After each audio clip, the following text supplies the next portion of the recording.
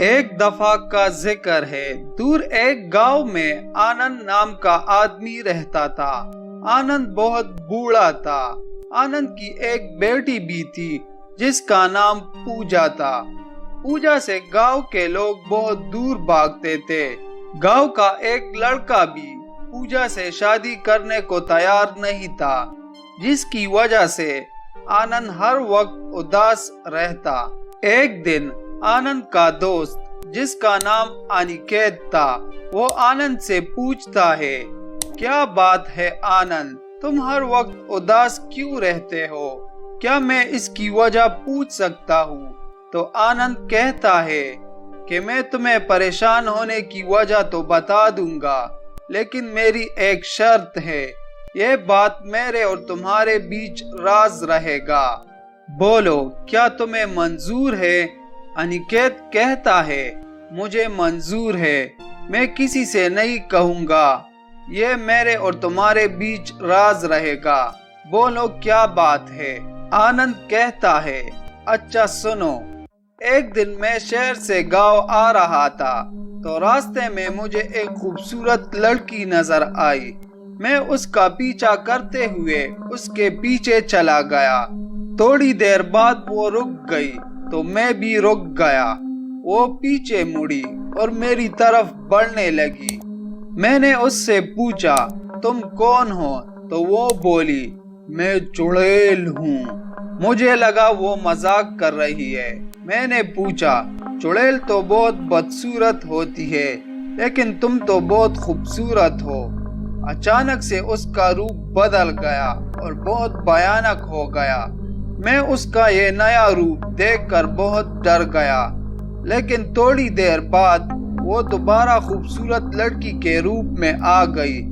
میں نے ڈرتے ہوئے کپ کپاتی آواز میں پوچھا، تم یہاں کیا کر رہی ہو؟ تو وہ بولی، میں بہت پیاسی ہوں، مجھے ایک آدمی کا خون پینا ہے۔ تو میں بولا، تم مجھ سے کیا چاہتی ہو؟ میرے پوچھنے پر وہ بولی، مجھے یہاں تمہارے علاوہ کوئی نظر نہیں آ رہا، اس لیے میں تمہارا خون پیوں گی۔ یہ سب سن کر میں بہت ڈر گیا اور وہاں سے بھاگنا چاہتا تھا، لیکن جب میں نے یہ ناکام کوشش کی تو چڑیل نے مجھے پیچھے سے پکڑ لیا۔ مجھ پر وحشت طاری ہو گئی۔ مجھے لگا کہ آج تو یہ چڑیل میرا خون پی ہی جائے گی۔ پھر اسی دوران مجھے ایک ترکیب سوجھی۔ خوف اور وحشت کی حالت میں نے اپنی جیب سے کینچی نکالی اور چپکے سے چڑیل کے بال کاٹ لیے۔ بال کاٹتے ہی چڑیل بولی، مجھے میرے بال واپس کرو۔ میں بولا، نہیں، اگر میں تمہیں بال واپس کر دوں گا تو تم مجھے مار دو گی۔ میں وہاں سے جانے لگا تو چڑیل بھی میرے پیچھے آنے لگی۔ میں نے پوچھا، تم میرا پیچھا کیوں کر رہی ہو؟ تو وہ بولی، جب تک میرے بال تمہارے پاس ہے میں تمہاری داسی ہوں، میں تمہاری ہر بات مانوں گی۔ اگر تم نے چاہا تو میں تم سے شادی بھی کر لوں گی۔ میں نے پوچھا، تم مجھے شادی کے بعد مارو گی تو نہیں؟ تو وہ جواب میں بولی، نہیں، بالکل نہیں۔ پھر وہ میرے ساتھ گھر آ گئی اور میں نے کچھ دن آزمانے کے بعد اس سے شادی کر لی۔ کچھ عرصے بعد ہمارے ہاں بیٹی پیدا ہو گئی جس کا نام ہم نے پوجا رکھا۔ پوجا دکھنے میں تو بہت سندر تھی، لیکن اس کے سامنے کے 2 دانت بڑے بڑے چڑیل کی طرح تھے۔ پھر ایک دن میں کسی کام سے شہر چلا گیا۔ اچانک میری بیوی کو اس کے بال مل گئے گھر کے کام کرتے ہوئے، اور وہ ہمیشہ کے لیے ہمیں چھوڑ کر چلی گئی۔ اب میری بیٹی پوجا جوان ہو گئی، لیکن کوئی اس سے شادی کرنے کو تیار نہیں۔ آنند کا دوست انیکیت گاؤں والوں کو سب کچھ بتا دیتا ہے۔ سارا قصہ سن کر گاؤں والے حیران ہو جاتے ہیں اور وہ سب آنند کے گھر پہنچ جاتے ہیں۔ سب زور زور سے چلانے لگتے ہیں۔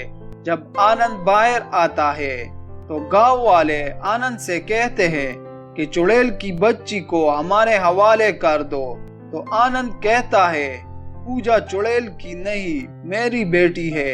पूजा बेचारी डर के मारे घर में छिप गई, लेकिन गांव वाले घर में घुसकर पूजा को निकाल बाहर करते हैं। आनंद पूजा को बचाने की कोशिश करता है तो गांव वाले आनंद को मार मार कर कत्ल कर देते हैं और पूजा को गांव से बाहर निकाल देते हैं। पूजा रो रो कर हलकान हो जाती है। तब उसी दौरान वही चुड़ैल रूप बदल कर पूजा का खून पीने आती है तो चुड़ैल पूजा को रोता देखकर पूछती है, तुम कौन हो और क्यों रो रही हो? पूजा चुड़ैल को सारा किस्सा बयान करती है तो चुड़ैल जान जाती है कि ये मेरी बेटी है और उसकी ममता जाग जाती है। तब वो पूजा से कहती है, आज से तुम मेरी बेटी हो, तुम्हें कहीं जाने की जरूरत नहीं, तुम मेरे साथ रहोगी। यह सब कहकर वो दोनों दूसरे गांव में जाकर हंसी खुशी रहने लगते हैं।